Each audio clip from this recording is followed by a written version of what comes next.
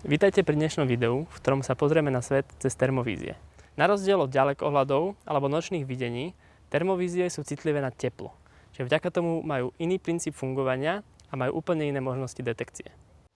Na viacerých praktických ukážkach si porovnáme jednotlivé modely medzi sebou a poviem vám aj, ako sa mi tieto termovízie osvedčili v praxi. Dnes si predstavíme produktovú radu Lynx od spoločnosti Higmicro. Vidíte vedľa mňa 6 modelov, ktoré sme mali na testovanie k dispozícii. Sú to skôr tie dostupnejšie termovízie na trhu, konkrétne sa cenovo aktuálne hýbu od 400 asi po 1700 eur. Ten rozdiel medzi najlacnejším a najdrahším modelom je niekoľkonásobný a nielen v cene, ale aj v kvalite. Aby ste si to vedeli možno že lepšie predstaviť, tak poďme sa pozrieť na prvú ukážku. Diviaky sme snímali zo vzdialenosti nejakých 30-40 metrov, čiže na tejto situácii uvidíte, aký je rozdiel v tej kvalite.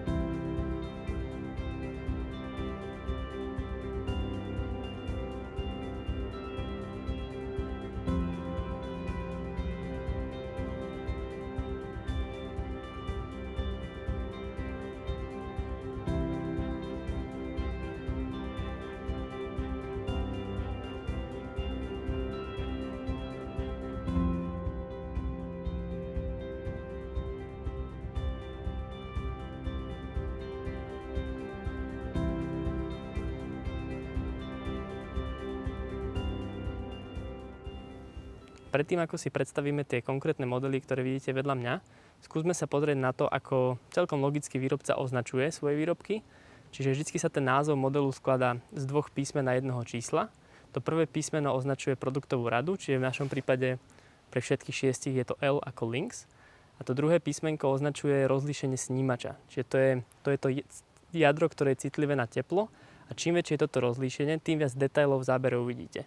Čiže buď budete vidieť iba nejakú macholu, alebo uvidíte aj konkrétny tvar toho zvieraťa a budete môcť lepšie rozpoznať, čo je pred vami. Čiže pre rozlíšenie používa výrobca 3 rôzne písmenka. To prvé písmenko je C, to je najnižšie rozlíšenie, potom používa písmenko E, ktoré je teda druhé najnižšie rozlíšenie a najvyššie rozlíšenie je H. Čiže čím vyššie to rozlíšenie budete mať, tým viac detailov v obraze uvidíte. No a na konci názvu sa nachádza číslo a to číslo vyjadruje ohniskovú vzdialenosť. Podobne ako je to pri objektívoch alebo ďalekohľadoch, tak čím väčšia tá ohnisková vzdialenosť je, tým väčší rozsah detekcie budete mať. Čiže to isté zviera uvidíte na väčšiu vzdialenosť, pokiaľ máte väčšiu ohniskovú vzdialenosť. Čiže máme tu najlacnejší model, to je LC06, čiže má najmenšie rozlíšenie toho jadra. Vidíte, že aj ten predný priemer je najmenší. Ďalej tu máme LE10, tam už je senzor s vyšším rozlíšením. Postupujem na LE15 a LH15, čiže rozdiel medzi týmito dvomi modelmi je, že majú to isté ohnisko, ale LH už má väčšie rozlíšenie. No a posledné dva modely sú LH19 a LH25. Tam je zaujímavé, že majú vpredu ešte zaostrovací prstenec, ktorý umožňuje meniť, ktorá časť obrazu bude ostrá, podobne ako na objektívoch. Aby ste si vedeli vybrať, ktoré z tých rozlíšení je pre vaše potreby dostatočné alebo aké by sa vám hodilo, máme tu druhé porovnanie. Srnca sme pozorovali na vzdialenosť asi takých 170 metrov a počas toho vzadu prešlo auto asi vo vzdialenosti 500 metrov. Čiže sami vidíte, aký je veľký rozdiel medzi tou najlacnejšou a najdrahšou verziou a kde približne sa nachádzajú tie ostatné modely. No a poďme si ešte ukázať, čo znamená to ohnisko, alebo ako sa mení rozsah detekcie. Čiže na akú vzdialenosť ešte uvidíme dostatočne dobré zviera alebo človeka v obraze. Urobili sme si ďalší test alebo pokus, kde sme človeka hýbali stále ďalej od všetkých termovízií a sami v obraze vidíte, na akú vzdialenosť ešte je dobre rozoznateľný a na akú už nevidíme, čo sa presne pred nami nachádza.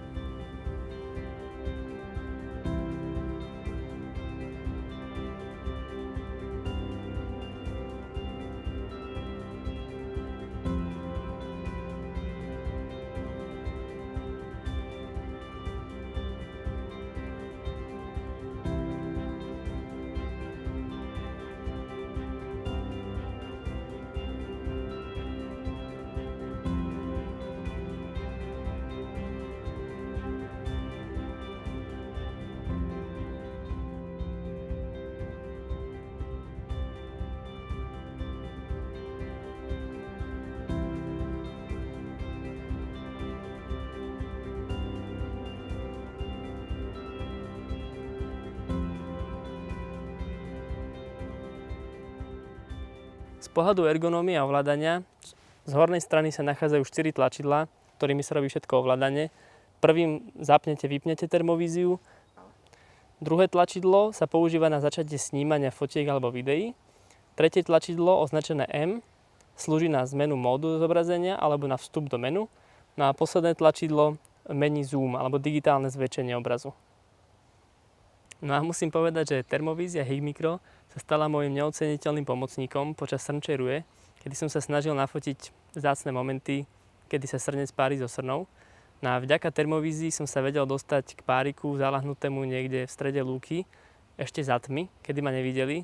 Cez termovíziu som presne videl, kde trčia uši a pomaličky som sa vedel priblížiť k najbližšej prekážke a potom stačilo počkať, kým sa rozvidne a začal som fotiť.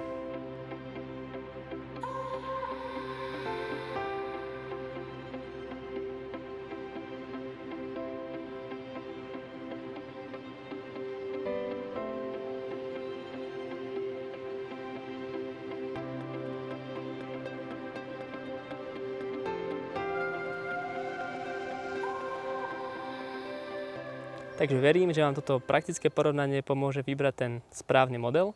Na záver by som chcel ešte poďakovať partnerovi tohto testu, ktorým je internetový obchod Roj.sk a v popise sú linky, na ktorých nájdete aktuálne ceny všetkých produktov. Na našom webe sa potom ešte nachádzajú podrobnejšie porovnania všetkých modelov. No a ja sa teším na vás pri ďalšom videu.